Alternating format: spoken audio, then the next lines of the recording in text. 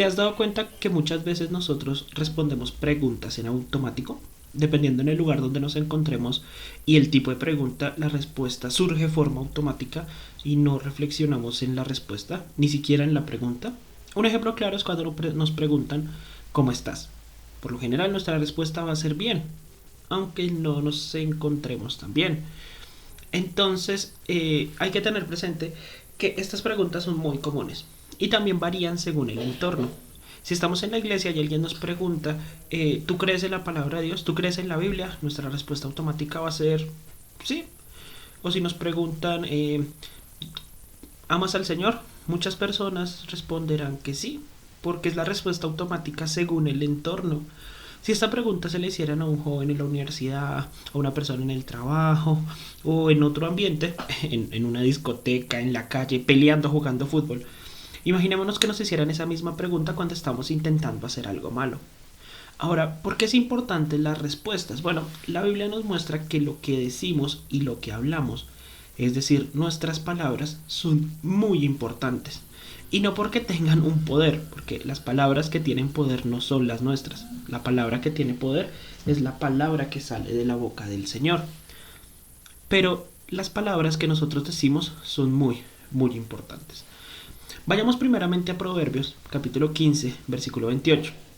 Dice así: el corazón justo medita cómo responder, pero la boca de los impíos vomita maldades. Hay muchos pasajes que hablan acerca de lo que nosotros decimos, de lo que hablamos. Pero partamos de esto. Debemos siempre meditar antes de responder. Hay un problema de tolerancia en las calles de todo nuestro país y es que la gente no medita antes de responder, no piensa, no reflexiona, no tiene en cuenta lo que va a decir antes de decirlo. Y como diríamos popularmente, cuando no pensamos en lo que vamos a decir, decimos puras burradas. Y en la calle muchos conflictos inician por un mal comentario, por una mala palabra, y a veces ni siquiera es una grosería. Hace algún tiempo veía en la calle dos carros, uno cerró al otro, y el uno le dijo al otro una sencilla pregunta como: oiga, ¿qué me va a estrellar? Y ya de ahí partió un conflicto. Nace un conflicto, uno se baja, empiezan a discutir, empiezan a enojarse mucho, porque de la abundancia del corazón habla la boca. Eso lo vemos en Mateo 12:34. Dice así: generación de víboras, ¿cómo podéis hablar lo bueno siendo malos? Porque la abundancia del corazón habla la boca. Pero lo que sale de la boca, del corazón sale, y esto contamina al hombre. Mateo 15:18. Ahora, si hacemos un recuento de las últimas 24 horas, ¿somos conscientes de todo lo que hemos dicho?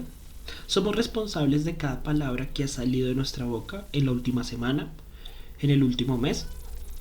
Porque la Biblia claramente dice: mas yo os digo que de toda palabra ociosa que hablen los hombres, de ella darán cuenta el día del juicio. Porque por tus palabras serás justificado y por tus palabras serás condenado.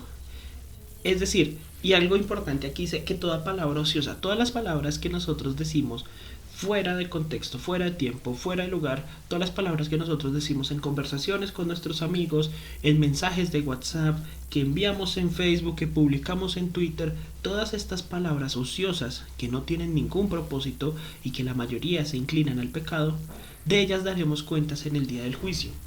¿Pero a qué se refiere con la parte de porque por tus palabras serás justificado y por tus palabras serás condenado? Bueno, como ya vimos, nuestras palabras reflejan nuestra condición en el corazón, nuestra verdadera condición en el corazón. Y esto es importante, no podemos engañar a través de las palabras que salen de nuestra boca, en todo tiempo. Pensemos en las palabras que decimos en todo momento, no solamente en la iglesia, no solamente en algunos lugares, sino pensemos en las palabras que decimos en todo momento. La suma completa de todas nuestras comunicaciones, de todo lo que decimos, es lo que realmente está en nuestro corazón. No podemos decir que amamos al Señor si el Señor participa en nuestras conversaciones menos de un 10%, un 5%, un 4%. La semana tiene 7 días y si solamente hablamos del Señor uno de estos días, significa que los otros 6 días de qué estamos hablando. Nuestras palabras reflejan el carácter de Cristo, nuestras palabras reflejan a alguien que ha sido redimido. Porque, recordémoslo, de la abundancia del corazón habla la boca. Y como diría alguien, de la abundancia del corazón se publica en Facebook. Pero también nos dice que seremos justificados por nuestras palabras. ¿Cómo así? Bueno, Romanos 10:9 nos dice lo siguiente: pero si confesares en tu boca que Jesús es el Señor y creyeres en tu corazón que Dios le levantó de los muertos, serás salvo. Y continúa diciendo: porque con el corazón se cree para justicia, pero con la boca se confiesa para salvación. Esto continúa ilustrando la relación que hay entre el corazón y la boca, entre lo que creemos y lo que decimos. Si creemos que Dios resucitó de los muertos a Jesucristo, que pagó en la cruz por nuestros pecados, y lo confesamos con nuestra boca, seremos salvos. La boca es aquello que expresamos, que comunicamos, ya que hay diferentes formas de hablar, además de con la boca. Está la forma escrita, digital, lenguaje de señas, diferentes formas de hacerlo, gestual, diferentes formas de comunicarnos, pero lo importante es comunicarlo, es creerlo y comunicar que Cristo es nuestro Salvador, confesarlo. Esta reflexión es personal, es que cada uno de nosotros evaluemos qué es lo que estamos diciendo, qué es lo que estamos hablando y qué es lo que estamos comunicando. No es para empezar a entrar a evaluar a las demás personas, ese no es el objetivo.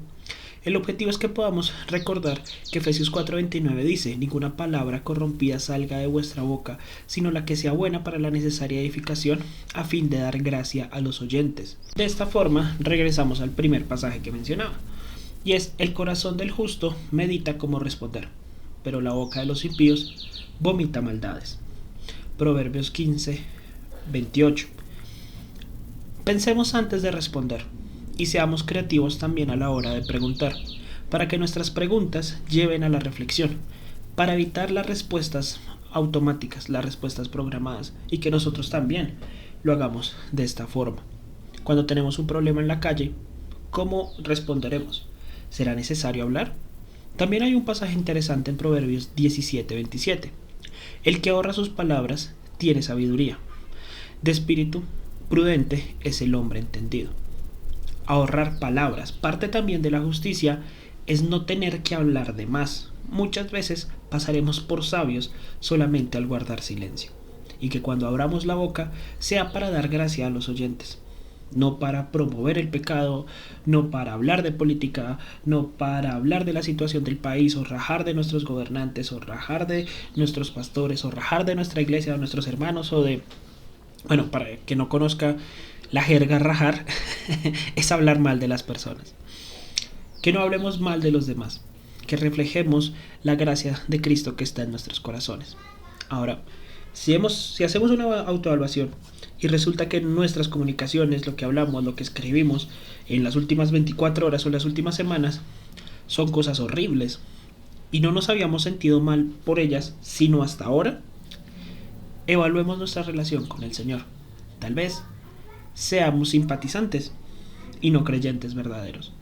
Hay que arrepentirnos y reconocer en el corazón que esta conducta es pecado, que esta conducta de hablar mal, de hablar feo, de hablar de forma morbosa, de hablar de muchas formas negativas, de decir groserías, de diferentes cosas, no son cosas que reflejen el carácter de Cristo.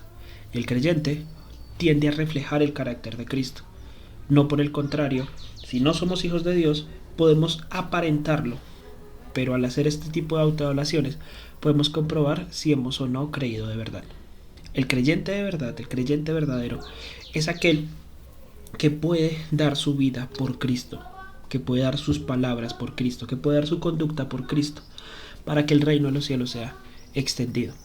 Lastimosamente, en nuestras congregaciones hay personas que son simpatizantes y tal vez aparenten ser creyentes. Que no nos pase a nosotros, que tengamos una relación verdadera con Cristo, que el día del juicio no digamos Señor, Señor, y que Él nos diga nunca os conocí. Que de corazón creamos que Jesucristo es nuestro Salvador y podamos confesarlo diariamente.